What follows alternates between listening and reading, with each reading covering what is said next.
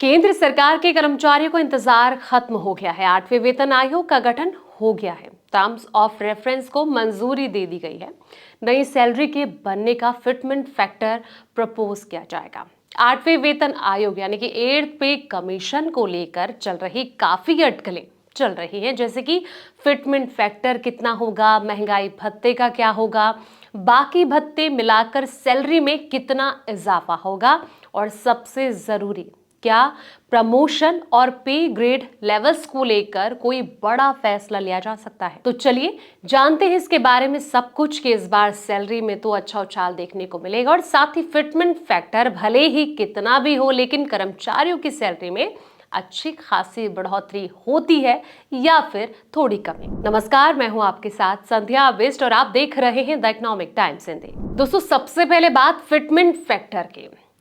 अभी तक जो अटकलें हैं या फिर लगातार चर्चाएं हो रही हैं, उनमें 3 फिटमेंट फैक्टर के अंकों का जिक्र किया गया है। पहला 1.92, दूसरा 2.57, तीसरा 2.86 रखने की चर्चा है। वहीं कर्मचारी यूनियन 7वें वेतन आयोग के गठन से ही फिटमेंट फैक्टर को 3.68 गुना रखने की डिमांड कर रहे हैं। अगर एक्सपर्ट की बात सही होती है तो 18,000 रुपए की मौजूदा बेसिक सैलरी वालों की नई बेसिक 34,560 रुपए हो सकती है। हालांकि ये फाइनल बेसिक नहीं होगा। इसमें एक कैच है।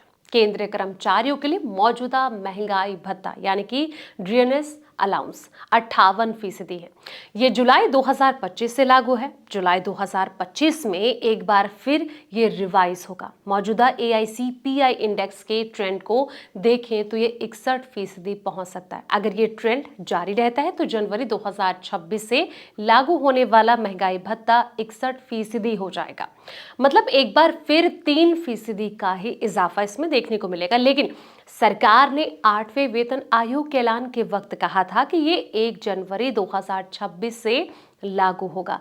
ऐसी स्थिति में महंगाई भत्ता 61% होगा, क्योंकि नया वेतन आयोग लागू होगा तो इसे बेसिक सैलरी में ही मर्ज कर दिया जाएगा। मतलब 18,000 रुपए की बेसिक सैलरी वालों की रिवाइज्ड बेसिक 28,980 रुपए हो सकती है। 8वां वेतन आयोग जब लागू होगा तब मौजूदा बेसिक सैलरी प्लस महंगाई भत्ता प्लस फिटमेंट फैक्टर को जोड़कर नई बेसिक सैलरी डिजाइन होगी। ऐसी स्थिति में कर्मचारियों के लेवल 1 ग्रेड पे 1800 पर नई बेसिक सैलरी 55,641 रुपए हो सकती है। ऐसा इसलिए होगा क्योंकि महंगाई भत्ते को नए वेतन आयोग में 0 कर दिया जाएगा और मौजूदा महंगाई भत्ते को बेसिक सैलरी में मर्ज किया जा सकता है। तब भी फिटमेंट फैक्टर इस पर लागू होगा तो इससे कर्मचारियों की सैलरी में बम्पर उछाल आ सकता है। हालांकि महंगाई भत्ते को मर्ज करने का पूरा फैसला वेतन आयोग का होगा।